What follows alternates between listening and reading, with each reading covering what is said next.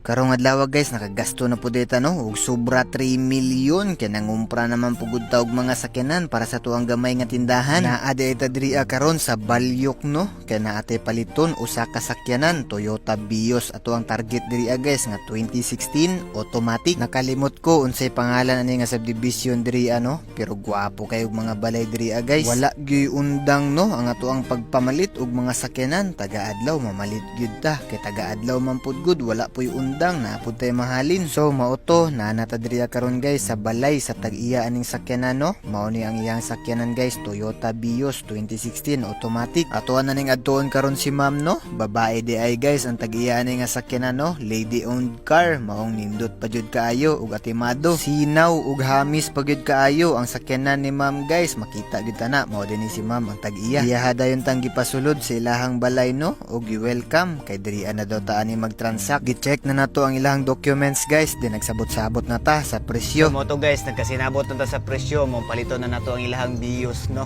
Tara. Gibayaran dayon nato si ma'am guys kay gwapo gid kayo ang ihang Vios. Then gipapirma na pud nato siya sa deed of sale. Then paghuman ato, gidrivean na ni Gigi ang sakyanan. Si Gigi ang magdrive ani sa Vios karon guys no, kay kita ni Cedric na patay paliton isa pa ka sakyanan. So mo to padulong na pud ta karon og Matina no, kay na pud tay paliton isa pa ka sakyanan, Honda Civic to siya. Sabay nato karon si Cedric kay si Gigi giuna na niya og drive ang ato ang Toyota Vios padulong sa ato ang balay. Available na karon sa ato ang page guys. Fast forward na natadiri karon guys sa Matina kay mamalit na pud ta og Honda Civic. Mao ni ang Honda Civic guys, RS Turbo 2017 model. Grabe ka, brand new gihapon. Ato ada yung gi-check ang tanan-tanan no, exterior, interior, then paghuman gi-test drive na nato guys. Grabe jud ka gwapo sa iyang sakyanan guys, Honda Civic RS Turbo 2017. Gwapo kay interior, kusog pa jud kaayo mudagan. Pati sa gawas, grabe ka gwapo, pang pakboy kay siya guys. So to guys, nagkasinabot na ta sa presyo no, mong palito na nato ang sakyanan ni sir.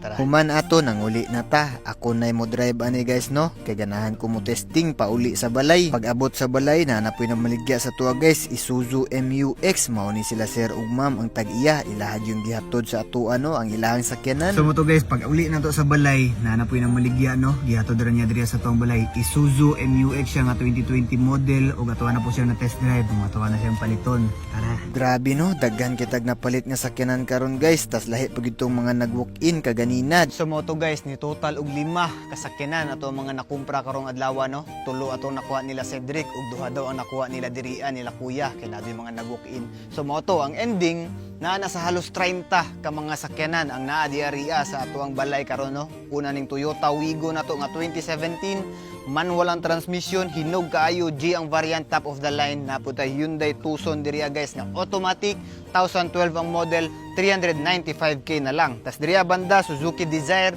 same ni siya tong nahalin kaganina no, pareha gid kani sila, color ra jud ang galahi. Same lang pud ang price, 359k na lang. Automatic gyapon ang transmission, 2018 ang model. Diriya banda naputay daghang kapilian no.